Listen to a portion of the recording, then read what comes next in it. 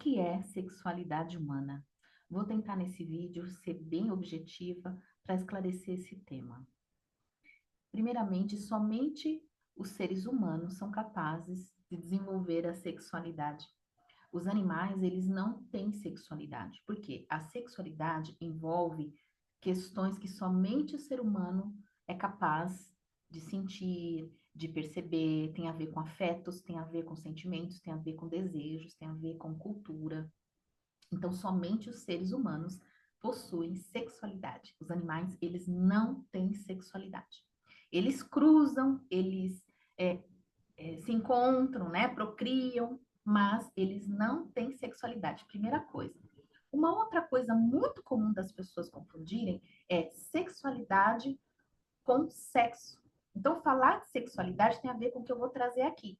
E falar de sexo tem a ver com muitas coisas que vocês aprendem aí na internet, que vocês escutam aí pela internet. A questão é que a maioria de nós não tivemos educação sexual. Nós aprendemos geralmente com uma parceria.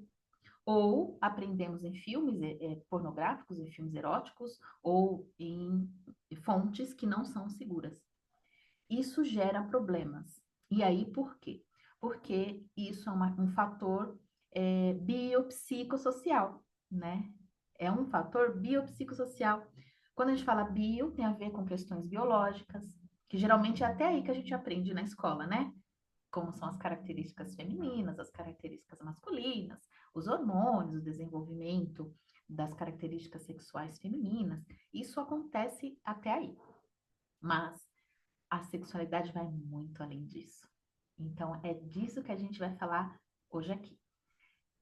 Quando a gente pensa que sexo é diferente de sexualidade, a gente tem que pensar que um ser humano desenvolve essas nuances social-biopsicológicas, né, culturais, e que muitas vezes falar de sexo faz com que as pessoas tenham medo de procurar ajuda.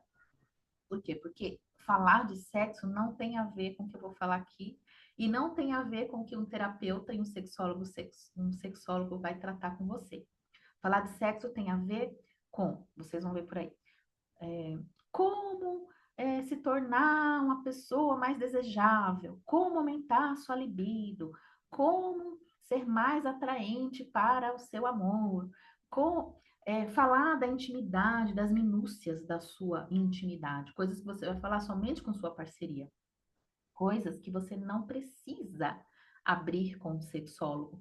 Detalhes, por exemplo, da sua intimidade, da sua vida sexual. Como você faz sexo? Isso não é assim. Por isso que muita gente não vai procurar ajuda, né? Porque muitas pessoas, elas falam dessa forma e as pessoas têm medo, lógico, elas têm receio de ir até um profissional falar sobre sexualidade, porque elas pensam que elas vão ter que falar como é que elas fazem, a posição que ela faz com a sua parceria, como que ela faz, como que ela gosta. Não é assim. Vou dar um exemplo. Às vezes, a pessoa tem uma disfunção erétil. Vou pegar a disfunção erétil aqui. A pessoa tem a disfunção erétil, um homem, né? Existem vários fatores, lembra que eu falei lá atrás? Biopsicossocial. Bio, vamos lá, a gente tem que investigar se ele tem alguma doença, como por exemplo, diabetes, hipertensão, problema cardíaco, se ele tem algum transtorno, se ele está atravessando um problema no trabalho, se é uma questão é, do estresse, né? Isso é um ponto. Psico, se ele tem como ele aprendeu sobre sexo, se isso aparece somente quando ele tá com a parceria, mas quando ele tá sozinho dá certo. Desde quando isso acontece? Né? A gente coloca ali, classifica que nos últimos 6 meses, a cada 10 relações, pelo menos 7 acontece a disfunção, a gente pode classificar como uma disfunção erétil. Se isso foi uma coisa eventual, foi só uma vez, não obedece esses critérios. Se isso acontece só com essa parceria, se com outra parceria acontecia tudo bem, ou acontece tudo bem. Psico, né? o que que passa pela cabeça dele, qual o comportamento dele quando ele percebe que está perdendo a ereção, se ele tenta, se ele não tenta, se ele para ali na primeira, se ele evita ter contato com medo de sentir de novo a disfunção. Quais são as crenças dele sobre o que é ser homem, porque isso é cultural, social, aí vamos já entrando no social. Existe uma crença coletiva de que os homens são máquinas sexuais. E o nome disso é estereótipo de gênero. Achar que os homens gostam mais de sexo que as mulheres. Ora, existem muitas mulheres que gostam mais de sexo do que os homens. Existem muitos homens que gostam menos. Então, existe um estereótipo de que a mulher gosta menos. Existe um estereótipo de que o homem é isso, que a mulher é aquilo. Então, isso é a parte cultural. A parte cultural também engloba investigar a religião. A religião daquela pessoa vai dizer muitas coisas. Então, por exemplo, se uma pessoa vem de uma tradição onde algum dogma, né? O que é um dogma? Dogma é aquilo que não tem discussão, aquilo é o certo e ponto final. Se aquele dogma que ela foi criada diz que sexo é sujo, sexo é pecado, sexo é feio, então a pessoa pode carregar essas crenças e mesmo depois que ela está dentro de um casamento ou de um relacionamento, ela ainda continua achando que aquilo é feio, ou ela acha que aquilo é errado, né? Ou ela aprende aquilo de maneira a não a criar algum problema naquilo para poder justificar a crença que ela tem. A gente chama isso de crença autorrealizável, né? Então a pessoa ela vai entrar naquela memória dentro de um contexto de achar que a construção daquilo acontece mesmo por conta do que ela aprendeu. Então, sexualidade vai dar ouvidos, vai ouvir, vai investigar os aspectos biopsicossociais no que diz respeito à sexualidade e não ficar falando da intimidade do casal, não ficar falando das minúcias do que acontece com a você e sua parceria. Isso não é parte da terapia sexual. Por isso, por conta desse imaginário, muita gente deixa de procurar ajuda, porque ela fala assim: eu não vou ficar falando da minha intimidade. Eu não vou ficar falando coisas assim tão íntimas, pessoais. Claro que você pode, né, se você se sentir à vontade, não é esse a questão, mas é que não é por aí. A gente investiga esses outros aspectos para ir aprofundando nas dinâmicas dessa pessoa, para entender por que aquela disfunção erétil, por exemplo, está acontecendo. É muito comum. A disfunção erétil está ligada à ansiedade de desempenho. A ansiedade de desempenho a pessoa fica ansiosa, com medo de perder a ereção, e ela acaba realmente perdendo a ereção, porque quando a gente está ansioso, estressado, a gente dá um comando para o nosso cérebro para que o coração bombeie mais sangue para os órgãos vitais. É uma maneira de se defender. De modo que as extremidades, mãos, pés, pênis, ficam menos irrigadas.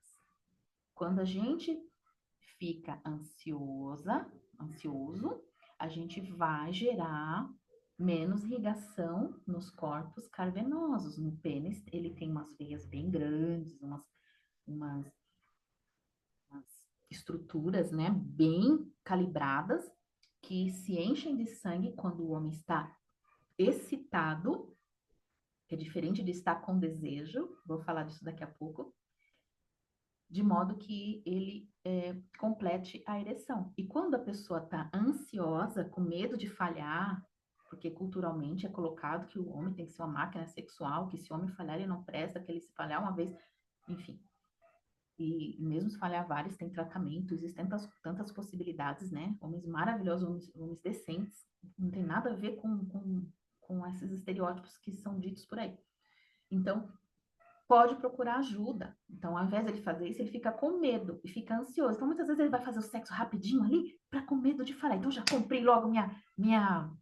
Eu lembro que quando eu era pequena, eu sempre fui assim de falar, nunca tive medo de falar, de colocar minha opinião, de aparecer você, né? Na hora dos seminários, nós tínhamos. Aí eu lembro que tinha uns colegas que eles faziam assim, eles pegavam aquela cartolina, naquela época uma cartolina, não uma cartolina, acho que nem sei se existe isso hoje, mas aí a pessoa ficava assim, ó, lendo assim para a professora, para não aparecer com medo, e querendo que terminasse logo. Deixa eu terminar logo, fala rapidinho, rapidinho para sair logo daquela ansiedade. Da mesma forma, um homem na relação que está com ansiedade e desempenho, eles podem fazer rapidinho com medo de perder a ereção. Pelo menos eu cumpri meu papel. Mesmo que a mulher não sentiu prazer, não teve orgasmo, não curtiu, mal deu tempo dela se excitar. Então, muitas vezes, a relação vai ficando insatisfatória, a mulher reclama, ele só faz... Eu tinha um caso que, beija aqui, beija aqui, beija aqui, e já, pronto, acabou. Acabou a brincadeira. Então, muitas vezes, com medo de perder a ereção, ele faz rápido. A mulher fica insatisfeita, mas pelo menos cumpriu tabela. Ao invés de procurar um tratamento adequado, com medo de ter que falar de sexo. Então, são coisas que muito comumente, né, acontecem. Uma outra coisa que acontece também em relação à disfunção erétil, a pessoa vai tomar Viagra. Veja bem, o Viagra, ele vai servir para casos aonde existe a disfunção erétil por conta de um fator biológico, entende? Então, a pessoa não está conseguindo manter a ereção porque fisiologicamente, na biologia dela, na anatomia, na fisiologia dela, ela está tendo dificuldades por conta de alguma alteração no corpo, física. Então, por exemplo, quando, por exemplo, uma pessoa tem uma outra a disfunção erétil por uma questão psicológica, o Viagra não vai resolver. Por quê? Porque o Viagra, ele é só para aumentar a irrigação do sangue. É só para ajudar o sangue a fluir melhor. Só para isso. Ele não vai ajudar você na ansiedade. Ele não vai ajudar você ter desejo, ter excitação. As pessoas confundem o desejo, né? A parte psicológica, a parte cultural, as outras partes que eu falei lá no começo, com a parte fisiológica. Então, às vezes, o homem, ele tá com desejo por aquela mulher, ele tem excitação por aquela mulher, só que ele associa isso com uma ereção. Ele falou, mas eu desejo ela, mas não tá acontecendo nada, mas não tá acontecendo nada. Por quê? Porque ele associa isso com desejo. E, na verdade, tem muito menino jovem tomando Viagra e ficando dependente psicológico do Viagra, porque na verdade, não, é o nome fantasia, né? Vocês entenderam. Então, porque eles acreditam que aquilo vai ajudar. Então, ele fica criando uma dependência psicológica daquilo. Então, ele toma, ele se garante, né? Que vai ter aquela ereção. Mas, na verdade, aquilo só vai resolver, só vai ter um efeito se for uma questão física. Se ele tiver uma dificuldade com crenças, com uma coisa, baixo desejo, se ele tiver tá com baixa libido, se ele tiver com fantasias relacionadas a que o sexo é sujo, que o sexo é errado, que é pecado, dificilmente aquela medicação vai ajudá-lo. Então, é por isso que muitos homens tomam Viagra e não resolvem, porque o sexo, a sexualidade, ela tem a ver com fatores biopsicossociais. Bio, seu corpo, sua fisiologia, sua anatomia e tudo mais, inclusive a anatomia do pênis, isso também influencia muito as crenças. Né, que é muito grande, é que é muito pequena, é que é muito grosso, é que é muito fino, é que é muito comprido, é que é muito branco, é que é muito preto, enfim.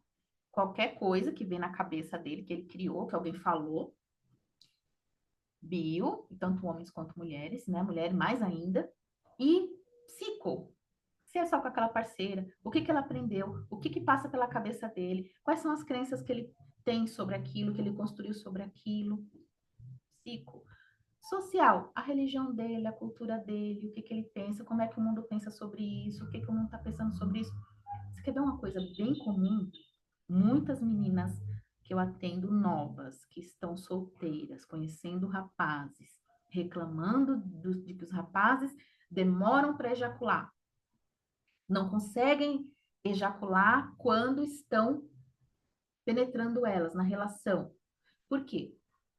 A gente vai ter que falar disso no próximo vídeo, porque isso tem questões também psicossociais. Então, esse foi meu breve vídeo aqui para que vocês não deixem de procurar ajuda com um psicólogo, com um médico especializado, um profissional da área da saúde. Tem que ser uma pessoa da área da saúde que se especializou em sexualidade, em terapia sexual, para que tenha congruência e possa te ajudar melhor nesse tema. E falar de sexualidade não é falar de sexo, não é falar das suas minúcias íntimas. Você não vai precisar falar isso numa terapia. Se você quiser falar, não tem problema, mas não é isso. Ai, minha posição preferida. Ah, não sei, não é isso, não é isso. Tem nada a ver com isso. Tem a ver com isso esses fatores que eu trago aqui e considero. E é muito importante viver a sexualidade de forma humana, bonita, porque a sexualidade é um dos 4 pilares da qualidade de vida, junto com o lazer, a família e o trabalho. Então, um abraço para vocês e até o próximo vídeo.